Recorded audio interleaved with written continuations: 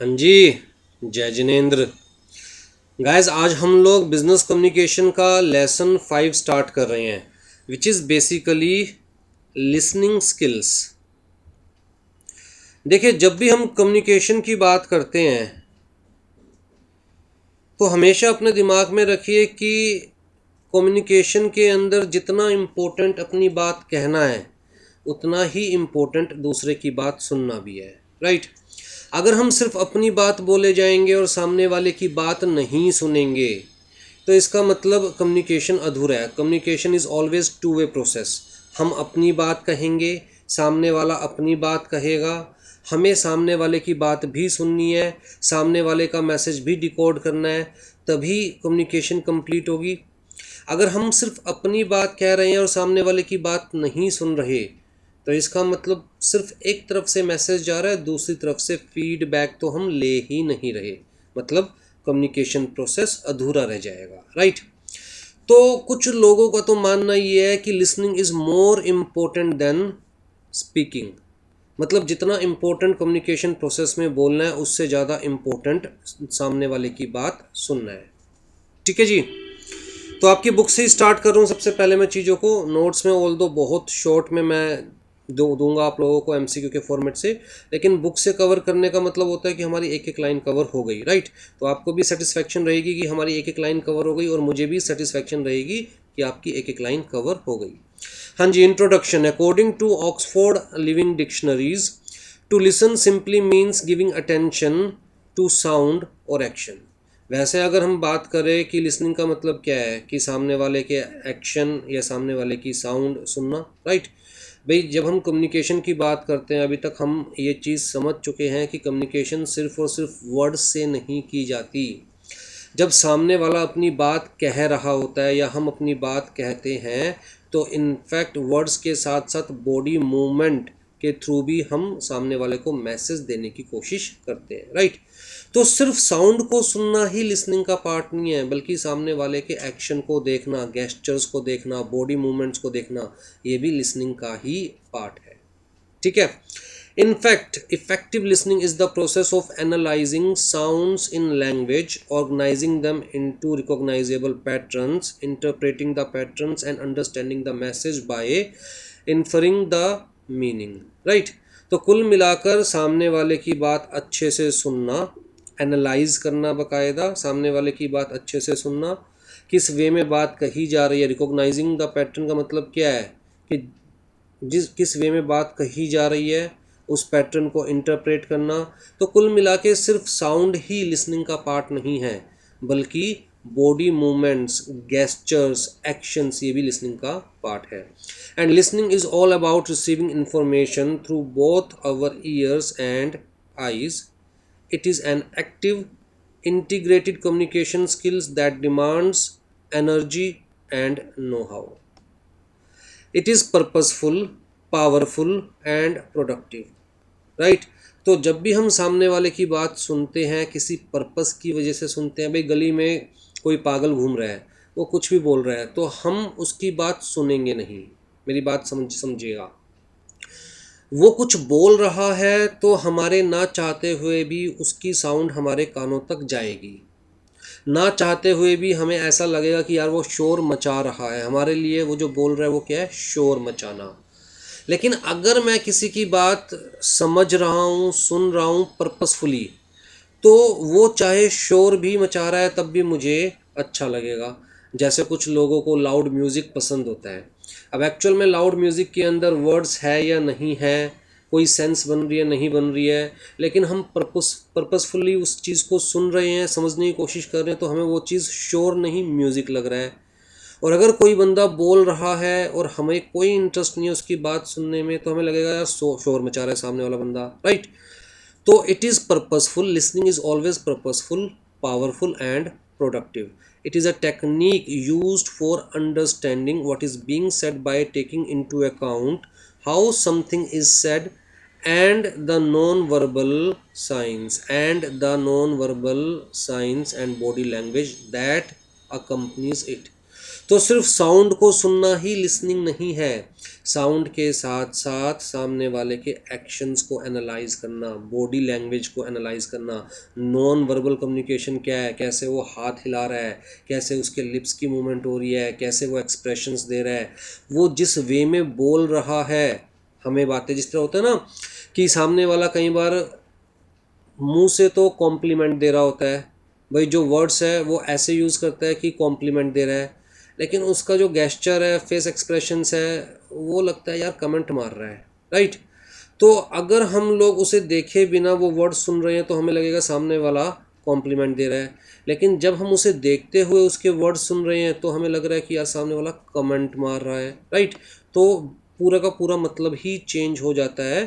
तो इसलिए लिसनिंग सिर्फ सुनना नहीं है, बल्कि सुनने के साथ साथ सामने वाले के बॉडी एक्शंस को देखना, गेस्चर्स को देखना, जो वो नॉन वर्बल कम्युनिकेशन कर रहा है उस चीज़ को एनालाइज करना is the part of listening. This technique requires a lot of practice and patience as listening is not easy. सामने वाले की बात सुनना इतना आसान नहीं है, इनफैक्ट कोई भी किसी की बात सुनना ही नहीं चाहता, सब अपनी अपनी बात ही बोलना चाहते हैं। Good listening skill is the foundation of effective human relations. It is of paramount importance to both to the managers as well as workers. अगर बिजनेस के पॉइंट ऑफ व्यू से बात करें तो मैनेजर्स के लिए भी और वर्कर्स के लिए भी, दोनों के लिए ये इतना इम्पोर्टेंट है कि इसके बिना काम चल ही नहीं सकता। जब तक मैनेजर वर्कर्स की बात नहीं सुनेगा या वर्कर मैनेजर्स की बात नहीं सुनेंगे, तब तक उनके बीच में हमेशा कम्युनिकेशन गैप रहेगा, मिसअंडरस्टैंडिंग्स क्रिएट होने के चांसेस रहेंगे और ऑर्गेनाइजेशन की जो एफिशिएंसी है उसके ऊपर इफेक्ट पड़ता है, right. It is to be inculcated by both of them. Communication is not complete without effective listening. Good listeners can be good negotiators and thus can face or handle crises or critical situations. तो जी जो good listeners होते हैं, जो चीज़ों को सुनते हैं, समझते हैं, रिटेन करते हैं, वो इवन गुड नेगोशिएटर्स भी होते हैं। मुश्किल समय में वो चीज़ों को संभालने की ताकत रखते हैं क्योंकि उनके पास नॉलेज होती है, उन्होंने चीज़ों को सुना है, समझा है, रिटेन किया है। It comes first in the human life. भाई सबसे पहला काम क्या होता है? सुनने का ही होता है ना। जब कोई भी बेबी का बर्थ होता है तो उसे बोलना तो आता नहीं, कोई भी पैदा होता है तो उसे बोलना तो आता नहीं, वो तो क्या करता है? सिर्फ सुनता है, चारों तरफ जो लोग बोल रहे होते हैं सुनता है, राइट। तो सबसे पहले हमारी ज़िंदगी में सुनना ही आता है और जब तक मरते हैं तब तक सुनते ही रहते हैं कायदे से, तो राइट। लेकिन unfortunately still it is rarely taught in the classroom. Generally हम लोगों को सुनना सिखाया नहीं जाता। हाँ जी, outline profile of 4 basic communication skills. Listening is not to be confused with hearing. Hearing और लिसनिंग दोनों में फ़र्क है। मैं आपको पहले ही बता चुका हूँ कि अगर मान के चलिए रोड पर कोई पागल घूम रहा है जो कुछ भी बोले जा रहा है, मतलब हम उसकी बात पर ध्यान नहीं देना चाहते लेकिन फिर भी उसकी आवाज़ हमारे कानों तक जा रही है, दिस इज़ हियरिंग। लेकिन जब हम सामने वाले की बात को सुनते हैं, समझते हैं, रिटेन करते हैं और सामने वाले की बातों के बेसिस पर एक्शन लेते हैं रियल लाइफ में, दैट इज़ लिसनिंग, राइट। तो लिसनिंग और हियरिंग में फ़र्क है। Hearing is the physiological process which involves receiving the sound waves by the eardrum and transferring them to the brain। तो ये तो एक सिंपल सा प्रोसेस है, मतलब बायोलॉजिकल प्रोसेस जिसे हम कहते हैं। फिजियोलॉजिकल मतलब बायोलॉजिकल प्रोसेस। भाई अगर आवाज़ हो रही है तो ऑटोमेटिकली जो साउंड वेव्स है वो हमारे ईयर ड्रम तक जाएगी, हम सुनना चाहें या ना सुनना चाहे वो ब्रेन तक जाएगी, right. Voice it is an involuntary act. ना भी सुनना चाहे तब भी वो होगा ही, that happens automatically. Hearing refers to the sound that enters your ear. It is a physical process that happens automatically. जबकि लिसनिंग क्या है? Listening however requires more than that. Hearing से ज़्यादा। लिसनिंग का मतलब क्या है कि सामने वाले की साउंड हमारे कानों तक जा रही है, हमारे ब्रेन तक जा रही है, प्लस उस चीज़ को समझने की कोशिश भी की जा रही है हमारे ब्रेन के through, right. It requires focus and concentrated effort, both mental and sometimes physical as well, right. तो लिसनिंग का मतलब जब हम सामने वाले की बात सोचकर, समझकर और उस बात के ऊपर एक्शन ले रहे हैं, दैट इज लिसनिंग। मतलब हम पूरा कंसंट्रेट करके सामने वाले को सुन रहे हैं। हाँ जी, listening is more than hearing, it involves the process of interpretation and inferences. भाई सामने वाले की बात सुन रहे हैं, समझने की कोशिश कर रहे हैं। It is a voluntary activity and hence is it is deliberate. Voluntary activity मतलब हियरिंग क्या है? Involuntary activity. हम नहीं भी सुनना चाह रहे फिर भी कानों तक आवाज़ जा रही है, तो इनवॉलंटरी एक्टिविटी। जबकि लिसनिंग क्या है कि हम जानबूझकर सुनना चाहते हैं इसलिए सुन रहे हैं, right. It is deliberate. Hence, listening means paying attention not only to the story but how it is told, the use of language and voice, and how the other person uses his or her body. तो सिर्फ हम सामने वाले की कहानी नहीं सुन रहे, बल्कि वो कहानी कैसे बता रहा है, कहानी बताने में क्या क्या वर्ड्स यूज़ कर रहा है, कैसे वो बॉडी एक्शंस कर रहा है, कैसे वो गेस्चर्स कर रहा है।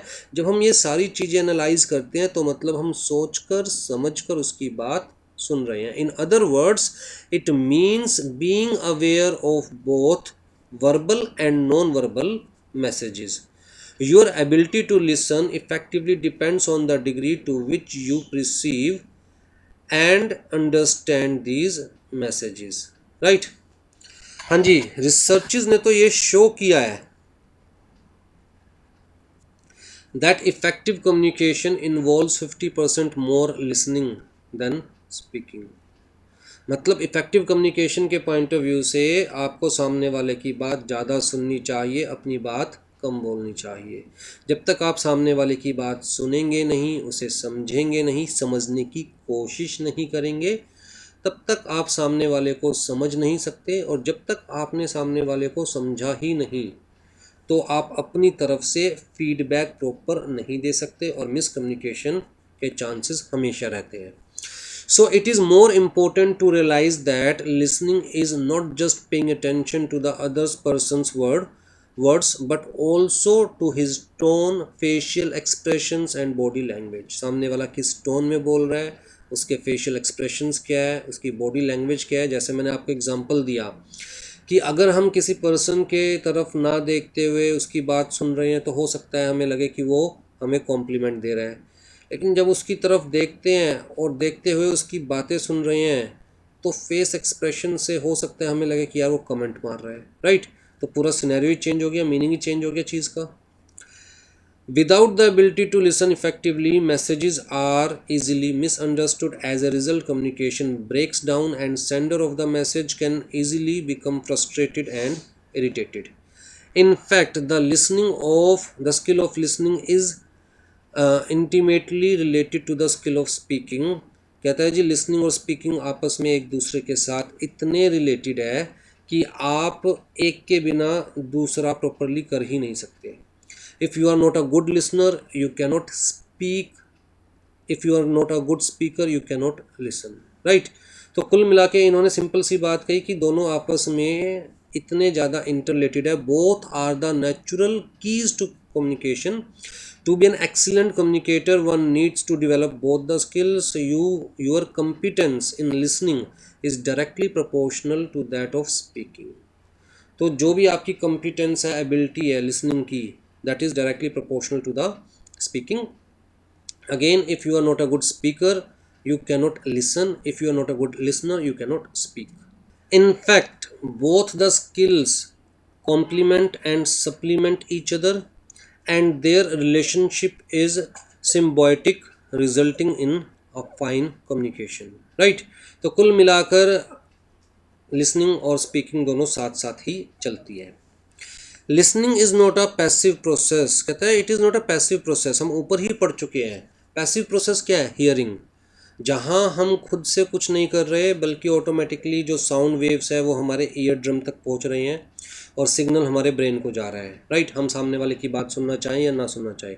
जैसे घर में अगर कोई बच्चा कंटिन्यूस बोले जा रहा है बोले जा रहा है बोले जा रहा है तो हम कहते हैं शोर मचा रहा है। शोर क्यों कहते हैं हम? क्योंकि हम बच्चे की बात सुनना नहीं चाह रहे। और जब हम उसी बच्चे की बात सुनना चाहते हैं तो हम कहते हैं हाय कितना क्यूट है बेबी, कितने अच्छे अच्छे वर्ड्स यूज़ कर रहा है, कितना प्यार से बोल रहा है, राइट। तब हम उसकी बात सुनना चाहते हैं, राइट। तो listening is not a passive process, it is an active process. मतलब हम सोच कर समझ कर सामने वाले की बात सुनना चाहते हैं तो हम कहेंगे कि yes I am listening to him या listening to her, right. In fact, the listener can and should be at least as engaged in the process as the speaker. तो कम्युनिकेशन के अंदर जितना स्पीकर एंगेज्ड है उतना ही listener भी engaged होना चाहिए, तभी ट्यूनिंग बनती है। The phrase active listening is used to describe this process of being fully involved. To be an effective listener, one has to be completely involved in the communication process and fully present. Here, fully means physically, mentally, emotionally, and psychologically. हर तरह से अगर आप involve है communication के अंदर तभी आप कह सकते हैं yes I am a good listener या I am listening effectively, right. A student may be physically present in the classroom. हो सकता है कि आप क्लासरूम में प्रेजेंट हैं फिजिकली बट मेंटली प्रेजेंट नहीं है, दिमाग तो कहीं और ही है, किसी और के बारे में ही सोच रहा है, राइट।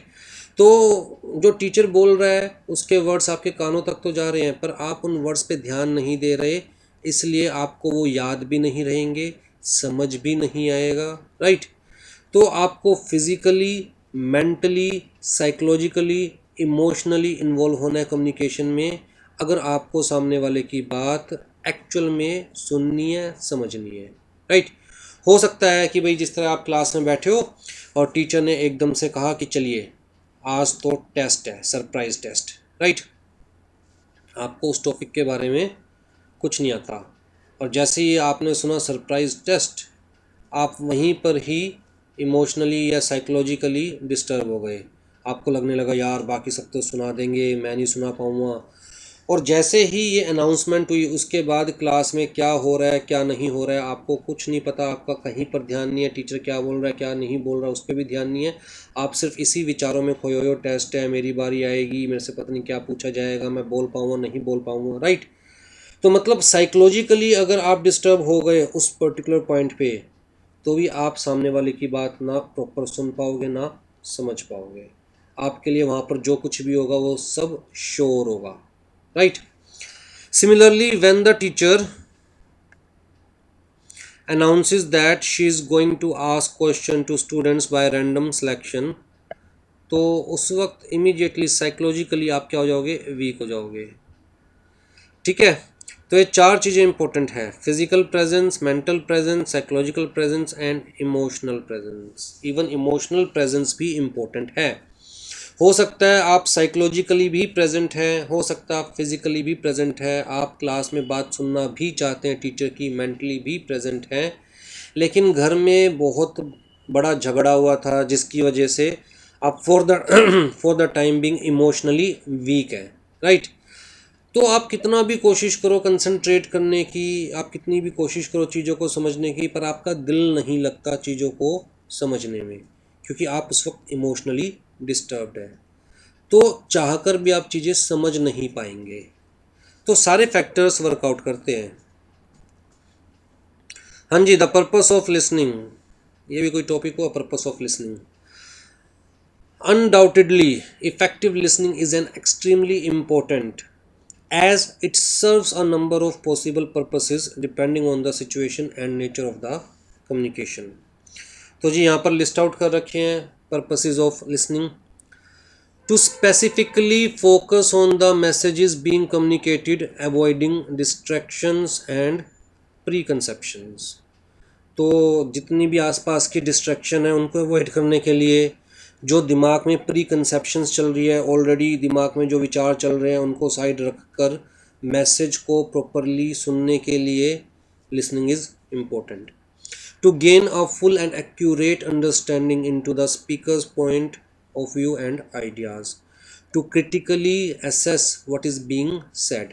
अब देखिए, अगर हम लोग किसी का इंटरव्यू ले रहे हैं, सामने वाला जो बात कहता है उसको हम लोग क्रिटिकली एनालाइज करते हैं, क्योंकि उसकी बात को सुनकर हम उसके बिहेवियर को जज करना चाहते हैं, उसकी वर्किंग कैपेसिटी को जज करना चाहते हैं, ये जज करना चाहते हैं कि भाई इसके जो ड्रीम्स हैं, इसके जो मोटिव्स है लाइफ में, वो हमारे ऑर्गेनाइजेशन के मोटिव्स के साथ मैच कर रहे हैं या नहीं कर रहे। तो इवन कुछ केसेस के अंदर क्रिटिकल लिसनिंग भी हमें करनी पड़ती है। To observe the non verbal science accompanying what is being said to enhance understanding. सामने वाले की बात सुनने के साथ साथ उसके नॉन वर्बल साइंस मतलब face expressions, gestures, body language, ये सुनना ज़रूरी है ताकि हम एग्जैक्ट मीनिंग डिराइव कर सके सामने वाले की बात का। To show interest, concern and concentration. सामने वाले को ये दिखाना कि हम उसकी बात में इंटरेस्टेड है, हम उसकी बात सुनना चाहते हैं। To encourage the speaker to communicate fully, openly and honestly. To develop a selflessness approach, putting the speaker first. कि भैया कोई बात नहीं, आप अपनी बात पहले कहो, आराम से हम सुन रहे हैं आपकी बात। तो सामने वाला खुलकर अपनी बात कहता है, दिल से अपनी बात कहता है, अच्छे से चीज़ों को एक्सप्लेन करता है। लेकिन अगर हम सामने वाले को दिखाएंगे भैया हम तेरी बात सुन ही नहीं रहे, तो उसका इंटरेस्ट ख़त्म हो जाएगा कम्युनिकेशन के अंदर, राइट। वो जो एक्चुअल में आपके सामने रखना चाहता है वो अपना पॉइंट रख ही नहीं पाएगा। To arrive at a shared and agreed understanding and acceptance of both sides view. Often our main concern while listening is to formulate ways to respond. It is not a function of listening. We should try to focus fully on what is being said and how it is being said in order to understand the speaker. हाँ जी, listening and hearing. Listening is the ability to, अच्छा ये listening and hearing हम लोग अच्छे से समझ चुके हैं, वही लाइन्स दोबारा से दे रखी है तो उनको दोबारा पढ़ने का कोई फ़ायदा नहीं है। आज ये जी टाइप्स ऑफ लिसनिंग स्किल्स। अब जी टाइप्स ऑफ लिसनिंग सबसे पहली दे रखी है डिस्क्रिमिनेटिव लिसनिंग। डिस्क्रिमिनेटिव लिसनिंग का मतलब क्या होता है कि जब हम लोग सामने वाले की बात में और दूसरी चीज़ों के अंदर डिस्क्रिमिनेट करना चाहते हैं, राइट। मतलब चार लोग बोल रहे हैं जिसमें से किसी एक की बात हम सुनना चाहते हैं, समझना चाहते हैं, मतलब हम डिस्क्रिमिनेट कर रहे हैं बाकियों को उससे, right. Discriminative listening is the most basic type of listening whether by the difference between different sounds is identified. If you cannot hear differences, then you cannot make the sense of the meaning that is expressed by a such difference. तो discriminative listening का मतलब क्या होता है? कहता है सामने वाले की बात सुनना with the expressions, with the tone. जैसी टोन चेंज होती है मीनिंग चेंज हो जाता है, राइट। अगर हम टोन चेंज हो रही है या सामने वाले की टोन क्या है इस चीज़ को ना समझ पाए तो हो सकता है हम सामने वाले की बात का एग्जैक्ट मीनिंग ही ना समझ पाए, right. We learn to discriminate between sounds within our own language early and later are able to discriminate between the phonemes of other sounds, right, other languages। तो बेसिकली देखिए कोई बात किस sense में कही जा रही है, अगर एक सेंटेंस बोला जा रहा है तो उस सेंटेंस में किस वर्ड के ऊपर एम्फेसाइज किया जा रहा है। अगर एक ही सेंटेंस पे अलग अलग वर्ड्स पे एम्फेसाइज किया जाता है तो सेंटेंस का मीनिंग ही चेंज हो जाता है। जैसे मैं कह रहा हूँ वाओ, तो वाओ, और दूसरे वे में मैं कह रहा हूँ वाओ, तो मतलब पूरा का पूरा एक्सप्रेशन की वजह से, साउंड की वजह से, हम साउंड पर कितना एम्फेसाइज कर रहे हैं, किस वर्ड पे कितना एम्फेसाइज कर रहे हैं, उसकी वजह से मीनिंग ही चेंज हो जाता है, राइट। तो हमें वो चीज़ डिस्क्रिमिनेट करनी आनी चाहिए, सामने वाले की टोन किस सेंस में है, वो किस वर्ड को, किस लाइन को, किस चीज़ को किस सेंस में बोलना चाह रहा है। तो सबसे पहले तो जो हमारी नेटिव लैंग्वेज होती है, बेसिक लैंग्वेज होती है, जैसे कि मेरी हिंदी है, राइट। सबसे पहले हम वो सीखते हैं। तो उसके अंदर भाई अगर मम्मी कोई बात बोल रही है किस सेंस में बोल रही है, सेम चीज़ सामने वाला, जैसे मैंने कहा ना कि कॉम्प्लीमेंट के फॉर्म में भी बोल सकता है, कमेंट के फॉर्म में भी बोल सकता है, टोंट भी मार सकता है, राइट। और एक बार हम पहले अपनी लैंग्वेज के बारे में सीखते हैं, within our own language हम डिस्क्रिमिनेट करना सीखते हैं टोन्स को। फिर धीरे धीरे हम और लैंग्वेजेस में भी टोन्स को डिस्क्रिमिनेट करना सीखते हैं, राइट। कितनी बार ऐसा होता है ना, आपको लगता है कि सामने वाले ने बड़ी गलत टोन में आपसे बात की है, राइट, लेकिन सामने वाले को खुद को ही नहीं पता था कि उसने एक्चुअली में जो टोन यूज़ किया है वो टोन आपको गलत लगी है। जैसे कि अभी मेरे एक नोन में पर्सन है, मैं उनसे बात कर रहा था तो मुझे लगा यार बड़ा ही रूड पर्सन है, बोलने की तमीज़ नहीं है, पता नहीं किस टोन में बात कर रहा है, राइट। और मैंने ये चीज़ उनको स्पेसिफिकली एक्सप्रेस करी कि मुझे आपसे बात करना अच्छा नहीं लगा और मैं आपसे आगे बात नहीं करना चाहता, क्योंकि जो आपकी टोन है बोलने की मुझे पसंद नहीं आई। तो उन्होंने कहा कि यार मैं तो नॉर्मल, मेरी यही टोन है बात करने की, और मैं गाँव से बिलोंग करता हूँ और वहाँ पर हम लोग इसी टोन में बात करते हैं एक दूसरे के साथ। मैंने अगर जानबूझ के आपको हर्ट किया हो तो आई एम सॉरी। मतलब उसकी वो मोटिव नहीं था हर्ट करने का, लेकिन उसकी टोन ऐसी थी, राइट। इसका मतलब मैं उसकी टोन में डिस्क्रिमिनेट नहीं कर पाया, या जो मैंने डिस्क्रिमिनेशन करी वो मेरी डिस्क्रिमिनेशन गलत थी, जिसकी वजह से कम्युनिकेशन पूरी की पूरी क्या हो गई, फेल हो गई, राइट। तो वही है discriminative learning.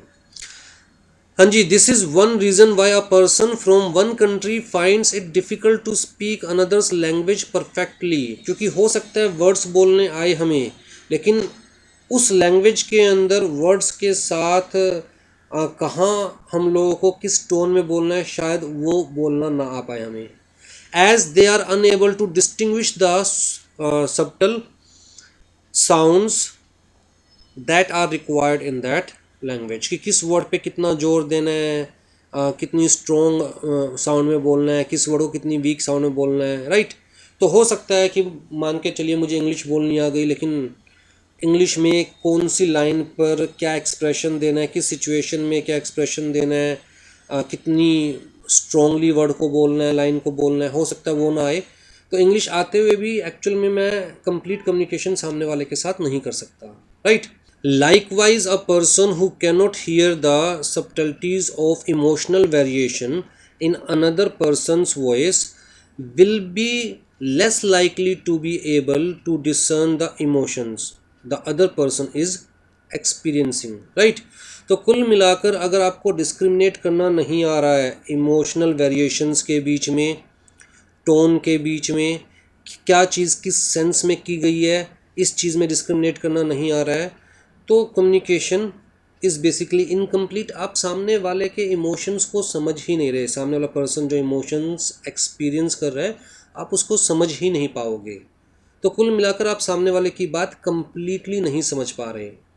Listening is a visual as well as auditory act, visual as well as auditory act, सुनना साथ में सामने वाले की तरफ पूरी कंसंट्रेशन से देखना। As we communicate much through body language, we thus also need to be able to discriminate between the muscles and skeletal movements that signify different meanings, right। चलिए जी, ये एक्चुअली में थोड़ा सा बच्चों को बोरिंग लगता है तो हम बहुत लेंदी क्लास इस चैप्टर के अंदर नहीं रखेंगे, 25 से 30 मिनट की सारी क्लासेस रखेंगे इस चैप्टर के अंदर, राइट। तो नेक्स्ट क्लास में we will start with the other type of listenings, that is comprehension listening. बहुत सारी लिसनिंग देखेंगे आप लोग अगर आप देखोगे तो, बायस्ड लिसनिंग है, इवेल्यूएटिव लिसनिंग है, अप्रिशिएटिव लिसनिंग है, सिंपैथेटिक लिसनिंग है, एम्पैथेटिक लिसनिंग है, राइट। तो बहुत सारी लिसनिंग है, नेक्स्ट क्लास में हम लोग कंटिन्यू करते हैं। ऐसा ना हो ना कि सुनते सुनते बोर भी हो जाओ आप लोग। चलिए, टेक केयर।